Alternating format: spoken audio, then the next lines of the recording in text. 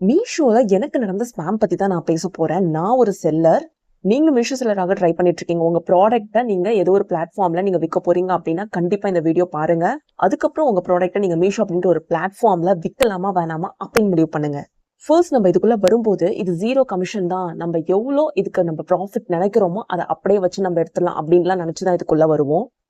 But ஒரு ப்ராடக்ட்டுக்கு கிட்டத்தட்ட அவங்க வெயிட்ட கால்குலேட் பண்ணி அவங்க ஷிப்பிங் காஸ்ட் போடுவாங்க. சில நேரத்துல அது 100க்கு மேலேயே போயிடும். நம்ம ப்ராஃபிட்டே பார்க்க முடியாத அளவுக்கு நம்மள வச்சு செஞ்சுருவாங்க.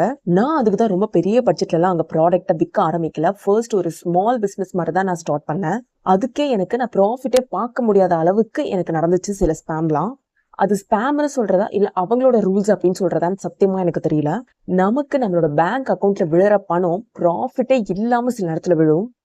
சில நேரத்துல லாஸ்ட்ல கூட போக சான்ஸ் இருக்கு. எப்படின்னு பாத்தீங்கன்னா, மீஷோல 10 பொருளுக்கு 8 பொருள் கண்டிப்பா ரிட்டர்ன் வந்துருது இப்போலாம். கொரோனாக்கு முன்னாடி மீஷோல செல் பண்ணிட்டு இருந்தவங்களோட சுச்சுவேஷன் வேற. பட் கொரோனாக்கு அப்புறம் மீஷோ செல்லர் ஆகியிருக்கிறவங்களோட சுச்சுவேஷனே வேற. பிகாஸ் கொரோனாக்கு அப்புறம் இந்த ரீல்ஸ்லாம் அதிகமாகி எல்லா ப்ராடக்ட்ஸையும் வாங்கி அவங்க ரீல்ஸ்லாம் போட்டு எல்லாம் பண்ணி ரிட்டர்ன் பண்ணிடுறாங்க அப்படின்னு நினைக்கிறேன்.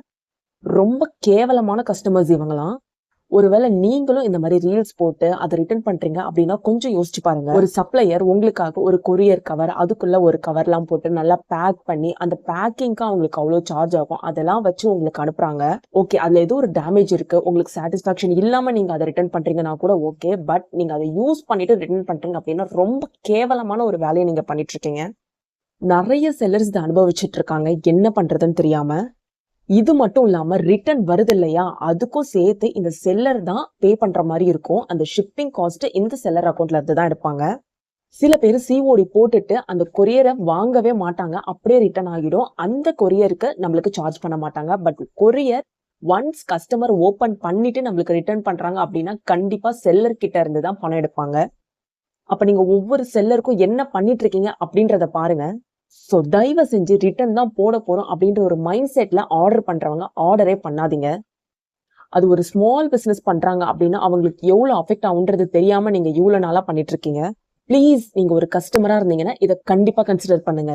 அண்ட் நீங்க மீஷோல செல்லர் ஆக போறீங்க அப்படின்னா டைரக்டா அகலக்கால் மட்டும் வச்சிடாதீங்க. நிறைய ப்ராடக்ட்ஸ் குவிச்சு பெரிய பெரிய ப்ராடக்ட்ஸ் எல்லாம் விற்கிறதா அந்த மாதிரி எல்லாம் இல்லாம உங்களுக்காக நீங்க ஒரு டெஸ்ட் சாம்பிள் மாதிரி பண்ணிக்கிட்டு அதுக்கப்புறம் உங்க ப்ராடக்ட்ஸை ஃபுல்லாவே அதுல செல் பண்ண ஆரம்பிங்க. இந்த மாதிரி நிறைய யூஸ்ஃபுல் வீடியோஸ்க்கு நம்ம சேனலை லைக் பண்ணி சப்ஸ்கிரைப் பண்ண மறந்துடாதீங்க.